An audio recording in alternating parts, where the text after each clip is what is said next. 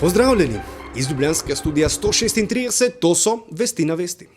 V Tennesseeju so oblasti aretirale dva neonacista, ki naj bi pripravljala atentat na predsedniškega kandidata Baracka Obamo. 20-letni Daniel Coward iz Tennesseeja in 18-letni Paul Schlesselmann iz Arkansasa. Iz Arkansasa. Pa vse, tudi oni ne vejo, kje je Evropa. Naj bi nameravala oropati trgovino z orožjem, napasti eno od šol s pretežno temnopoltimi učenci in jih 88 pobiti. Atentat sta nameravala izvesti tako, da bi se z avtomobilom zapeljala proti predsedniškemu kandidatu in streljala nanj.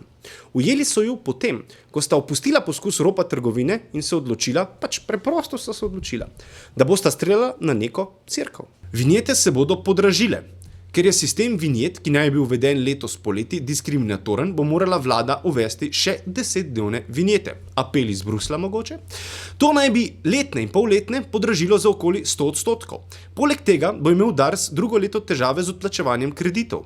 Kakšna naj bi bila rešitev, smo povprašali kandidata za prometnega ministra Patrika Vlačiča. Pravzaprav edini izračuni, ki sem jih jaz videl, ki jih je vlada do zdaj predstavlja, so izračuni, ki jih je naročila Umarju, mislim, da je bilo leta 95 do 96, 2005-2006, se niti ne spomnim točno, kdaj je to bilo. Po tistih ocenah bi vinjete na letni ravni morale stati med 150 pa 210 evrov. Nobenega drugega izračuna nisem videl, ne pred uvedbo teh vinjet za 55 oziroma 35 evrov, pa tudi zdaj, ko je predsednik vlade še vedno te v odhajanju govoril o tem, da bomo morali uvesti vinjete za krajši čas, je govoril, da bo sistem vzdržen in da ne bo uvedba za krajši čas nič spremenila. Jaz se kaj takega brez izračunov ne bi upal izreči. Vlačič nam je tudi zaupal, česa naj bi se najprej lotil, če bo postal prometni minister. Spremenjen sistem obnove avtocest. Kar pomeni, da se kaj takega, kot se je zgodilo letos, ko se poleti avtocest ni obnavljalo in se je skoncentriralo vse v obdobje, torej po volitvah zdaj jeseni, kjer imate na primorski avtocesti od Kopra do Ljubljane 5-6 zaporov, kaj takega se ne sme nikoli več zgoditi. Vlada se sestavlja. Glede dviga pokojnin se koalicijski partnerji še niso dogovorili. Je pa o kadrovskih rešitvah načelno spregovoril Karel Erjavec, ki bo, kot kaže, postal notranji minister. Policaj bo, ne me jebati prvi policaj.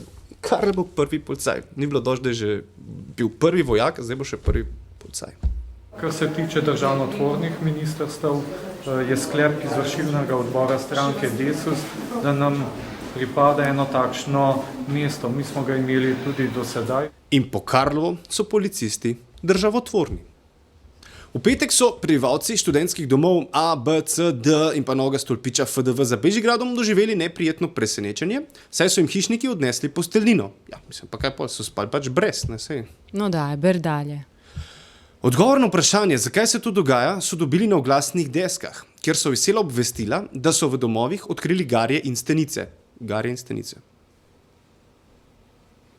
Prišli so eni z maskami, pa so prišli v naše sobe, pa so rekli, da moramo dati posteljnino, to je bilo to. Ja, jaz sem zvedel petek okoli 12. ure na teh, kaj so na plakatih dole pisali. Pa potem sem videl, kaj je hišnik pucal kljuke. Mene me je obvestila moja prijateljica, ki je pa v enem štuki niže kot jaz, ki je slišala pa v ne, da so se na glas pogovarjali, da je treba vse zamenjati, da bo izpraznili, neka grozna akcija. In jaz se počutim zgroženo, namreč kdo bo mi plačal čistilnico, drugo, kdo mi bo plačal, ne vem, odsotnost na faksu in v službi, če jaz kaj takšnega fašem.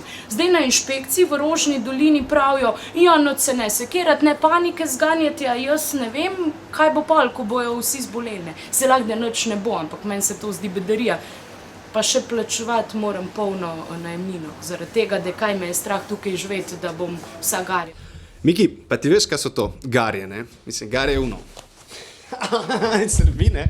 Pa stenice, ne? Te so bolj kultna stvar. So take približno tako. Pa lezejo veš tako po noč. Pridejo na plan in potko lezejo, ti spiš recimo nekje v neki hotelski sob in pogre tako počas, slišiš tako, gre po steni in pol pade dol na posteljino, pa naredi pk. Veš, ker to je tako malo bolj trda stvar. Super. Imajo domače živali v študentskih domovih. To v redu. Direktor Urada za varstvo konkurence Jani Soršak je v zadnjem letu ostro zastavil boj s pivovarno Laško, Mercatorjem, Tušem, Šparom in nenazadnje distributerjem električne energije, ki naj bi usklajeno dvignili cene. Vprašali smo ga, kaj ve o njegovi možni zamenjavi in preoblikovanju urada v agencijo. Torej, o tem nič ne vem. Vlada seveda ima to legitimno in legalno pravico in jo seveda lahko kadarkoli tudi izvrši. Ideja novih kadrovnikov, da bi preoblikovali urad v samostojno agencijo. Zdaj, kot vemo, spada pod Ministrstvo za gospodarstvo. Kakšno je pa mnenje o tem? Ja, torej, v zakonu že imamo od leta 1999, pa tudi v novem zakonu, da je urad samostojen pa neodvisen. In v funkcionalnem smislu to zmeraj bil. Če želijo preoblikovati, oziroma če želi kdorkoli preoblikovati to v agencijo, torej dati neko drugo organizacijsko obliko, da s tem ni nič narobe. In v osnovi, kako bi rekel, ta ideja, da bi urad bil agencija, oziroma imel status agencije, roko na srce ni nova. Center Ljubljane je dobil nove podzemne zbiralnike smeti, iz katerih še vedno smrdi. Denis je župana Zorana Jankovića vprašal, ali bo zaradi tega ukrepal pri izvajalcih. Je to strokovno preverjeno, da se ne dogaja? Ja, kako greva zdaj konkretno, jaz sem zelo zato zamudil, ker sem šel še enkrat mimo vse konkretno preveriti in res drži. Zdaj pa jaz bom vaš zelo konkretno spoštoval, vas pozivam, da greste preveriti tudi tiste plastične zabojnike, ki so prej bili, tisti pa niso nič smrdeli. Zabojnik v vsakem primeru smrdi. Jaz sem to tudi povedal, če imaš smeti smrdijo. Problem teh zabojnikov je to, da še vedno pravijo gostinci, ki bi morali drugače švati problematiko in to bomo zdaj poskušali drugo leto urediti, kajti gostinci morajo s tem posebne pogodbe snage za odvoz tistih dnevnih odpadkov. Ja, Denis, če nisi vedel, se na Viči tudi vsak večer iz smetiša smrdi. Mislim, a je to kaj čudnega? Smetje smrdijo, Janković pa je komentiral tudi zadnje poteze vlade, ki je med drugim zaščitila ljubljansko tržnico. Je popolnoma min. Pred enim letom v skladu s tem dogovorom se je iskalo zaščita Plečnikove dediščine na celotni Ljubljani. In bila je celotni Ljubljana pripravljena z vsemi objekti, kaj je zaščitili, mi smo imeli svoje pripombe in na to ni bilo nobenega odgovora. Odgovor je prišel, kot sem jaz uspel prebrati na pobudo od civilne iniciative Tržnice ne damo, ki ni bila zadovoljna s tem, kar je rekel Zavod za varstvo kulturne dediščine in je potem gospod minister, tretji dan potem, ko je izgubil volitve, v svoji ihti, nagajanje škode v Ljubljani zaščitil celoten področje, pomaže kar do Rudnika. Slovenija, Slovenija, Slovenija. Kulturac. V prostorih televizije Slovenija, RTV SLO, so predstavili knjigo Ljerke Bizilj, odgovorne urednice tretjega televizijskega programa, ali po domače parlamentarnega programa, z naslovom Slikari stvarnosti, podoba slovenskih medijev. Zaupala nam je tudi, kaj je novinarska profesionalnost. Je pa stvar znanja, dostojanstva, na vse zadnje vsakogar, ki se nekih tem loteva in razvoja demokracije v neki družbi. Direktor televizije Jože Možina je ob tej priložnosti dejal, da je knjiga dokaz, da je mogoče v televiziji pisati tudi na konstruktiven način. RTV medij je pogosto kritiziran, pogosto tudi kritiziran na pamet, pogosto kritiziran tudi zato, ker je v teh dobrem desetletju zrasla močna komercialna konkurenca, ki je seveda živo zainteresirana za to, da javni medij ne bi bil na dobrem glasu.